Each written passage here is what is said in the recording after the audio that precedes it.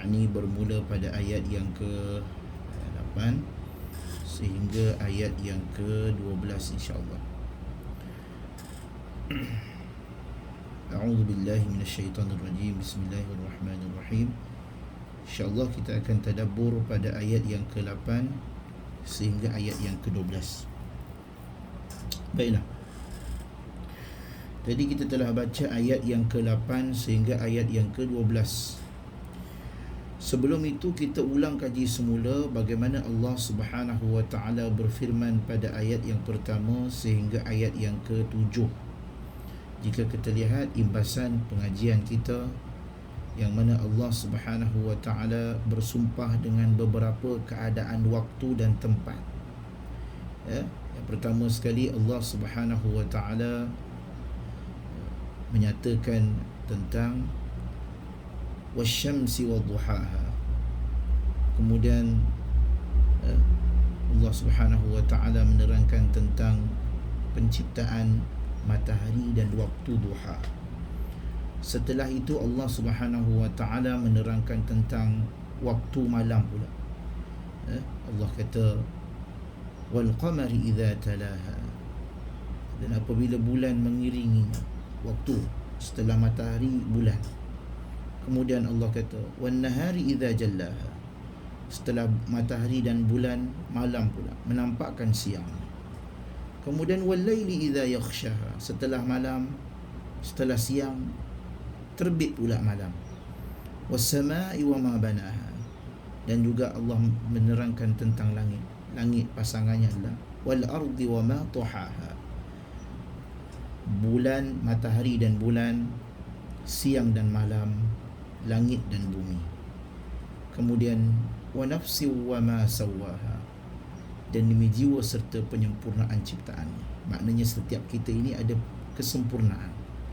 Kalau malam dijadikan siang, bulan ada matahari, bumi ada langit, dan juga jiwa kita ni ada penyempurnaannya. Dan juga pasangan kita lelaki diciptakan untuk perempuan. Ar-rijal qawwamuna 'alan nisa.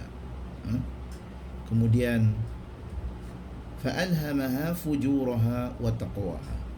Setelah Allah menciptakan keadaan itu, setiap kejadian Allah ciptakan secara pasangannya, maka Allah ciptakan juga ada jahat dan ada baik.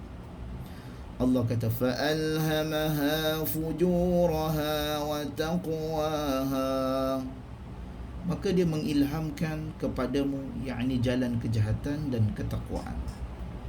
Para ahli tafsir berselisih menjadi dua pendapat berkaitan tentang fujuraha wa taqwaha.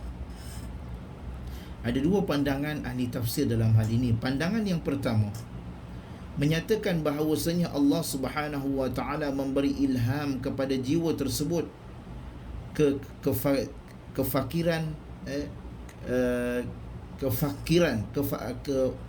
apa orang kata, bukan kefajiran, kefakiran, fakir, yakni kemiskinan dan juga ketakwaan, yakni fakir dalam erti kata tidak mengetahui tentang perkara yang benar, dan juga ketakwaan sehingga setiap jiwa mampu membezakan di antara kebaikan dan keburukan.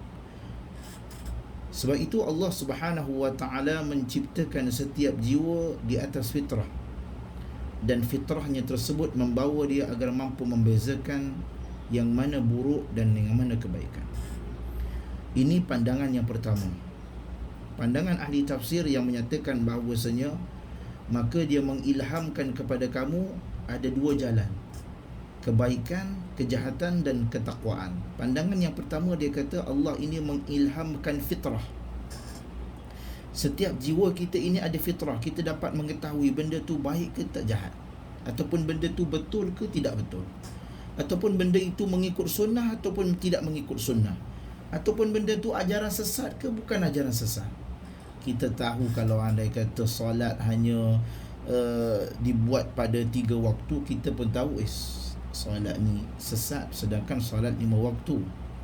ataupun minta bukan kepada Allah, minta kepada kubur dan sebagainya, kita pun tak tahu ini bukan ajaran. Ataupun kita mengetahui, kita dengar ada seorang tok syekh, dia pergi cakap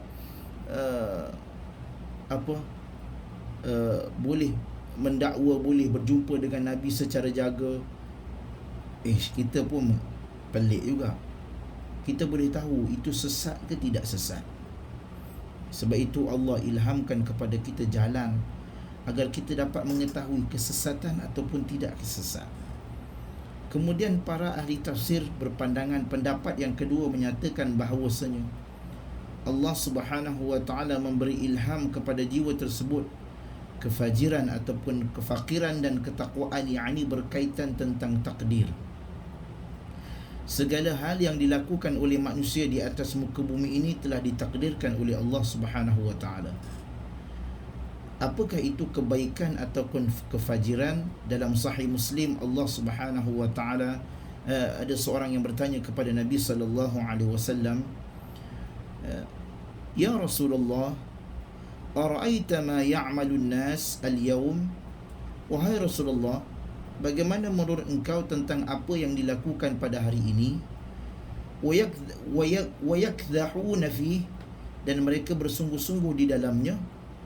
Asyai'un qudiya alaihim wa madha fihim, apakah hal itu merupakan sesuatu yang ditetapkan di atas mereka, min qadarin qad sabaqa, dan telah berlaku di atas takdir yang sebelumnya, au fihima yustaqbaluna bihi mimma atahum bihi nabihum, kemudian adakah sesuatu yang diharapkan kepada mereka dari apa-apa yang telah dibawa oleh nabi mereka dan hujah telah nyata ke atas mereka, wa thabatin al-hujjatun alaihim.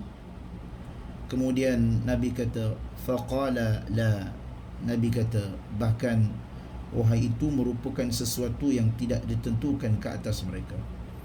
Bala syai'un qudiya alaihim wa madha fihim wa tasdiqu dhalika fi kitabillahi azza wa jal wa nafsin wa ma sawaha fa alhamaha fujuraha wa taqwaha. Kemudian Nabi kata, hal itu merupakan sesuatu yang telah ditentukan di atas mereka, dan pembenaran ataupun perkataanku adalah firman Allah. Demi jiwa yang menyempurnakan ciptaannya, dia telah mengilhamkan kepadanya jalan kejahatan dan ketakwaan. Hadis ini sahih riwayat Imam Muslim. Dalam hal ini kita melihat bahawasanya pandangan kedua ini mengambil pandangan daripada hadis Nabi sallallahu alaihi wasallam, yang mana setiap daripada kita ini yang disebutkan sebagai seorang muslim ini, ada seorang sahabat bertanya kepada Nabi sallallahu alaihi wasallam. Dia tanya, bagaimana menurut engkau tentang apa yang dilakukan oleh manusia pada hari ini? Kalau manusia ini buat pada hari ini dan mereka bersungguh-sungguh di dalamnya, adakah hal itu merupakan yang telah pun ditetapkan ke atas mereka dan telah berlaku di atas takdir yang sebelumnya, ataupun sesuatu yang diharapkan kepada mereka dari apa-apa yang dibawa oleh Nabi mereka di atas hujahnya di atas mereka? Nabi kata itu merupakan sesuatu yang telah ditentukan oleh mereka. Dalam hadis ini, ulama ahli sunnah wal jamaah telah menolak pandangan Jabariyah dan Qadariyah. Pandangan Jabariyah yang mana sesebuah fahaman ataupun kelompok yang mengingkari bahawasanya, yang mengingkari adanya kehendak ataupun iradah dan kemampuan kudrah makhluk dalam beramal. Dalam hadis ini telah menyebabkan perpecahan kepada 3 keadaan. Jabariyah menyatakan bahawasanya makhluk ini tidak mampu berbuat apa-apa. Kesemuanya adalah takdir Allah Subhanahu wa taala. Mereka meyakini bahawa makhluk dipaksa dengan takdir Allah. Dalam hal ini disebut bahawasanya kalau kita membunuh pun ini adalah takdir. Kita pukul orang pun ini adalah takdir. Dia begitu. Golongan Jabariyah ini.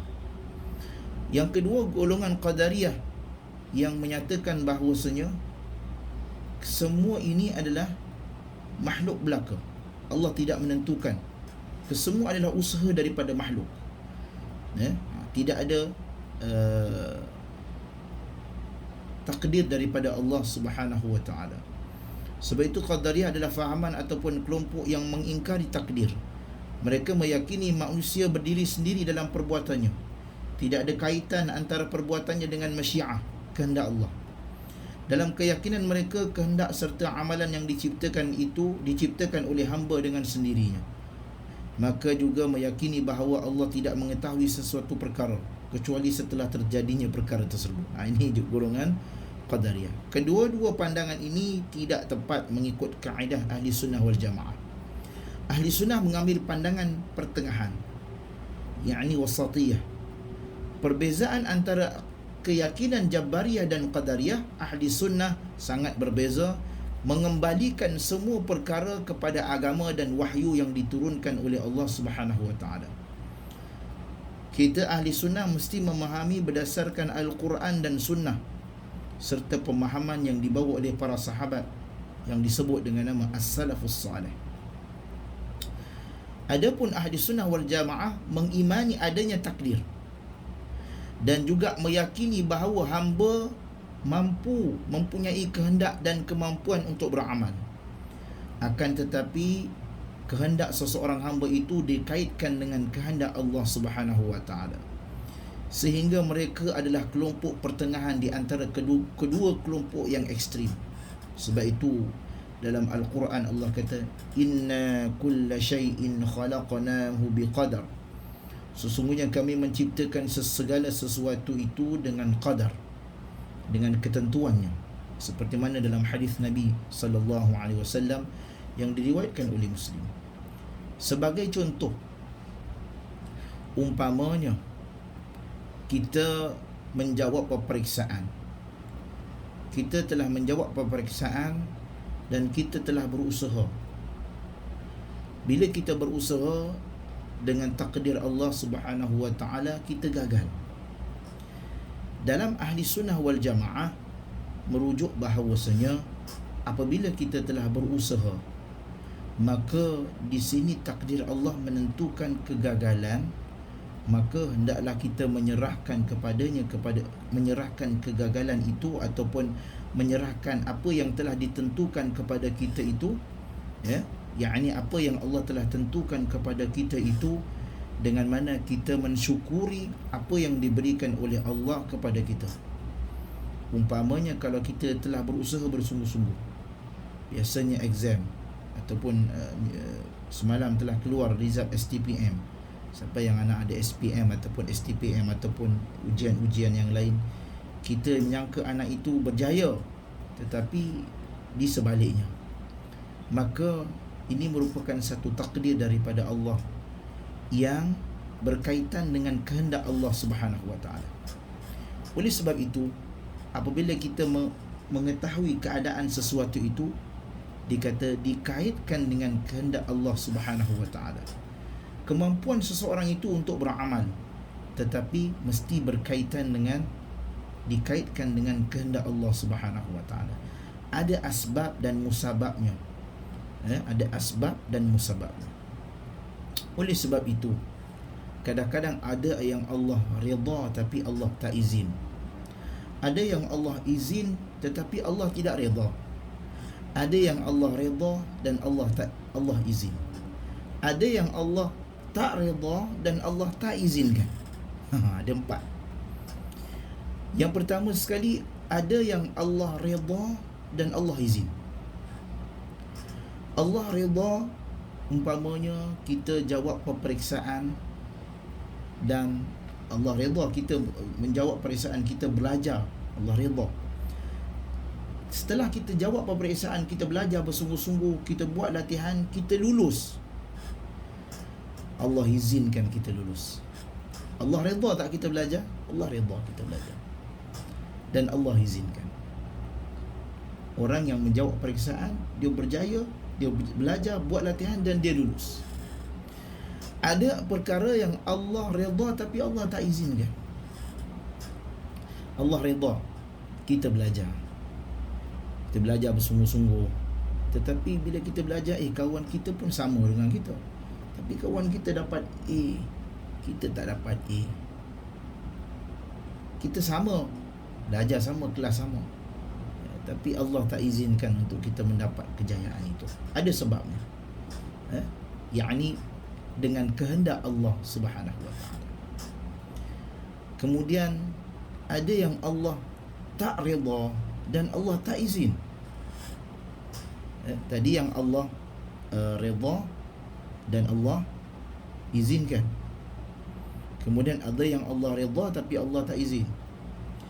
Ada yang Allah redha, ada yang Allah tak redha tapi Allah izinkan. Yang mana sebenarnya contoh kita mencuri duit. Mencuri ni Allah tak redha. Kita pukul orang, ataupun kita curi duit tabung, ataupun kita curi barang-barang di kedai, Allah tak redha perbuatan tu. Tapi kita lepas daripada orang, kita berjaya lepas, ataupun orang tak tahu kita curi, Allah izinkan. Maknanya perkara itu berlaku dengan izin Allah. Dan yang terakhir, ada yang Allah tak izin dan Allah tak redha. Ada yang Allah tak izinkan, contoh, dan Allah tak redha. Kita nak pergi mencuri, tup-tup Allah tak izinkan, tak menjadi curi, dan benda itu tidak redha.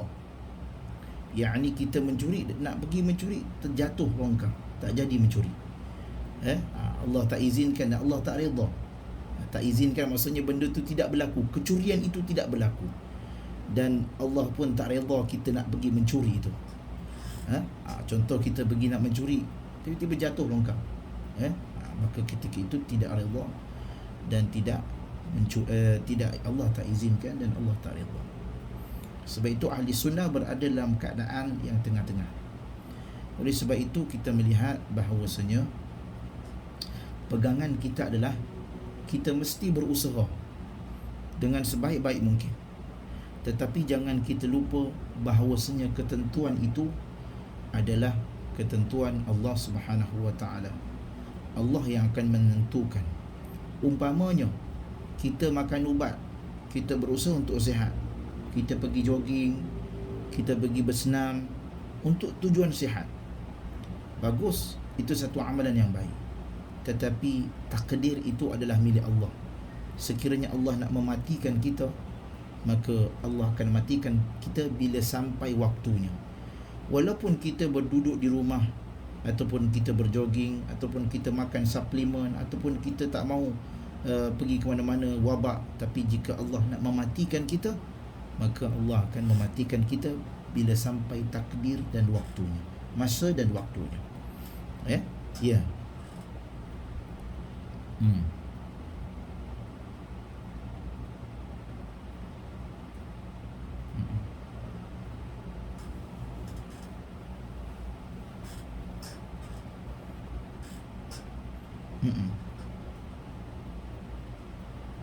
Dosa dia tetap ada. Maksud izin tu maksudnya benda itu berlaku dengan izin Allah.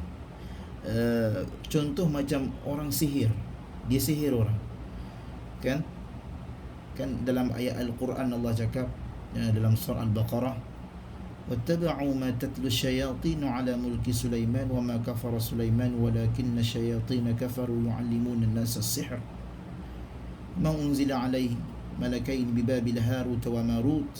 Kemudian Allah kata sihir ini boleh menyebabkan seseorang, isteri itu, suami dan isteri, mar'i wa zawjih, menyebabkan seseorang suami dan isteri itu menjadi perpecahan biiznillah. Sebab tu jadi kata jangan kata sihir ni, janganlah kamu takut dengan sihir. Sihir ni tidak memberi apa-apa kemudaratan kepada kamu, melainkan dengan izin Allah. Melainkan dengan izin Allah. Tapi adakah Allah redha sihir tu? Allah tak redha.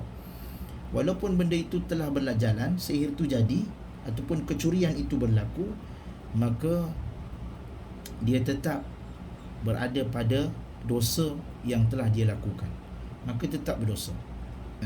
Tidaklah maksudnya Allah izin tu, Allah izin ni tak dosa lah. Izin ni maksudnya benda itu berlaku dan kita lepas. Benda tu berlaku, tapi dosa itu tetap ditulis. Dosa itu tetap ada di sisi Allah Subhanahu wa taala. Baiklah. Ya. Seterusnya, kemudian Allah kata, qad aflaha man zakkaha wa qad khaba man dassaha. Sungguh beruntung orang yang menyucikan jiwa itu, dan sungguh merugikanlah orang yang mengotorinya. Ini Allah menyatakan, untung orang yang membersihkan jiwa dan rugilah orang yang mengotor jiwa, yakni hati, amalan kita. Ini jawapan kepada sumpah-sumpah Allah dengan beberapa makhluknya secara berturut-turut dalam beberapa ayat yang kita sebutkan pada awal tadi. Yakni orang yang menyucikan jiwa adalah orang yang beruntung, dan juga balasannya orang yang mengotorkan jiwanya maka adalah orang-orang yang merugikan. Sebab itu Allah sesungguhnya menyucikan jiwa itu tidaklah begitu mudah, kerana kita diciptakan di dunia ini dalam keadaan fana. Fana atau fana? Fana ni dalam keadaan yang melalaikan. Sebab itu huffatil jannah bil makarihi wa huffatin nar bis syahawat. Syurga itu diliputi perkara-perkara yang dibenci oleh jiwa, maka manakala neraka itu diliputi perkara-perkara yang disukai oleh syahwat. Oleh sebab itu dunia ini diciptakan, sebab itu dunia ini Allah ciptakan dalam keadaan yang sesuatu yang sangat menarik. Sebab itu kata Nabi SAW, orang-orang yang hubbud dunia, orang-orang yang cintakan dunia dan takutkan kematian. Orang-orang yang cintakan dunia dan takutkan kematian, yakni orang-orang yang terlalu mengagung-agungkan dunia, mencari harta sebanyak-banyak mungkin dan takutkan kematian. Yang bila nak mati ataupun bila mengingatkan tentang kematian, mereka akan jadi takut harta mereka hilang, mereka tinggalkan. Sedangkan kita ini akan kembali kepada Allah dalam keadaan tidak ada apa-apa melainkan amalan kita saja. Kemudian Allah kata pada ayat yang ke-11, kadzabat thamud bi taghwaha. Berkaitan ayat yang sebelum ini, setelah Allah menyatakan tentang keadaan waktu-waktu, dan Allah kata tentang orang yang menyebabkan cintakan dunia ini, orang yang menyucikan jiwa dan orang yang mengotori jiwanya, Allah memberi satu cerita tentang kaum Thamud. Kadzabat Thamud bi taghwaha. Sekali lagi Allah menceritakan tentang kaum Thamud. Kaum Thamud ialah kaum Nabi Saleh yang Allah berikan kelebihan mereka. Kaum Thamud diutus setelah kaum Ad. Kaum Ad, kaum Nabi siapa? Nabi Hud. Hudan atau Nasara. Adin, Hudan. Yakni kaum Ad diutus padanya adalah Nabi Hud alaihi salatu wassalam. Kaum Thamud diutus padanya adalah Nabi Saleh. Kaum Ad dan kaum Thamud Allah beri kelebihan kepada mereka. Kaum Ad yakni kaum yang gagah perkasa, badan mereka tegak, mereka boleh angkat besi, boleh angkat kemah tu, badan mereka tegak. Kaum Thamud Allah beri kelebihan kepada mereka. Mereka ini mempunyai teknologi yang hebat. Mereka boleh buat rumah daripada bukit. Sebab itu kaum Thamud Allah beri kelebihan teknologi kepada mereka. Sebab itu Allah Subhanahu wa taala berfirman dalam surah Hud, Allah kata, wa ila thamud akhahum salihah. Dan kami utus kaum Thamud itu di atas saudara mereka, yakni Nabi Saleh. Kata Nabi Saleh, ya qaum, qala ya qaum u'budullaha ma lakum min ilahin ghairuh. Wahai kaumku, sembahlah Allah, tidak ada yang layak disembah melainkan Dia. wa ansha'akum minal ard, dia telah menciptakan kamu daripada bumi, yakni tanah, wasta'marakum fiha, dan memakmurkannya, fastaghfiruh, mohon ampunlah kepadanya wahai kaumku, thumma tubu ilaih, dan bertaubatlah kepadanya, inna rabbi qaribun mujib, sesungguhnya Tuhan itu qarib dan mujib, yakni qarib dekat, dan mujib dan memperkenankan doa. Ini kata Nabi Saleh kepada kaum dia. Kita tahu kaum Ma'ad ni kaum yang hebat. Kaum Thamud ini kaum yang hebat, yang boleh membuat rumah daripada bukit. Kemudian kaum Thamud ini dia nak cabar kepada Nabi Saleh. Dia kata, keluarkan unta, bagi unta pada kami, kalau boleh awak bagi unta kepada kami. Kemudian dengan mukjizat Allah Subhanahu wa taala, Nabi Saleh mengeluarkan unta daripada celah-celah batu. Kemudian Nabi kata dalam Al-A'raf, Allah kata, hadhihi naqatullahi lakum ayah, ini dah adalah seekor unta betina daripada Allah, daripada Tuhan kamu. Fadharuha ta'kul fi ardillah, fadharuha ta'kul fi ardillah, biarkan ia makan di bumi Allah. Wala tamassuha bisu, janganlah kamu sakiti unta tersebut. Fayakhudhakum 'adzabun alim, nanti kamu akan mendapat siksaan yang alim, yang sangat pedih. Kemudian Nabi Saleh memerintahkan mereka agar memberi waktu yang khusus kepada unta tersebut untuk minum. Maknanya ada waktu untuk makan, untuk minum. Qala hadhihi naqatul laha shirbu wa lakum shirbu yaumin ma'lum. Maka Saleh pun menjawab, ini unta betina, dia layak mendapat minum, dan kamu juga berhak mendapat minum pada hari yang ditentukan. Pada surah Asy-Syu'ara, unta ini diberi makan dan minum. Nabi Saleh kata, jangan sakiti dia, bagi dia makan, bagi dia minum. Kamu nak unta sangat, bagi dia makan, bagi dia minum. Tetapi apabila kaum Nabi Saleh ini dia tahu, dia bunuh unta tersebut. Sebab Nabi Saleh kata, jangan kamu sakiti unta tadi, kamu sakiti kena kamu. Dia kata, kita cabar dia, tengok betul ke dia boleh sakiti kita, betul ke ada ancaman ni daripada Allah ni, Tuhan si Saleh ni. Kemudian Allah Subhanahu wa taala berfirman, idzim ba'atha ashqaha, ketika bangkit orang yang paling cilaka di antara mereka, yakni salah seorang daripada mereka yang disebut adalah Qudar bin Salif. Akhirnya kaum Thamud bersepakat membunuh unta tersebut. Maka pertama kali berdiri untuk membunuh unta tersebut disebutkan oleh para ulama, namanya adalah Qudar bin Salif. Dialah orang yang paling cilaka di antara mereka, yang disebut dalam kitab Fathul Bari. Nabi SAW pada satu hari ketika menyebutkan unta Nabi Saleh dan orang-orang yang menyembelihnya, beliau bersabda, idzim ba'atha ashqaha, idzim ba'atha ashqaha. Dia kata pada ayat yang ke-12, bangkitlah orang yang paling celaka di antara mereka.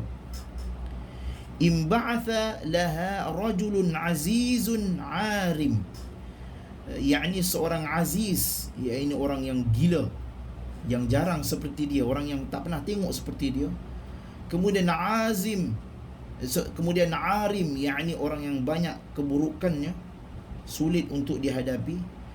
Mani'un, yakni mani', kuat dan dibela oleh kaumnya. Mithlun Abi Zam'ah, seperti pada Abu Zam'ah. Seperti mana? Abu Zam'ah.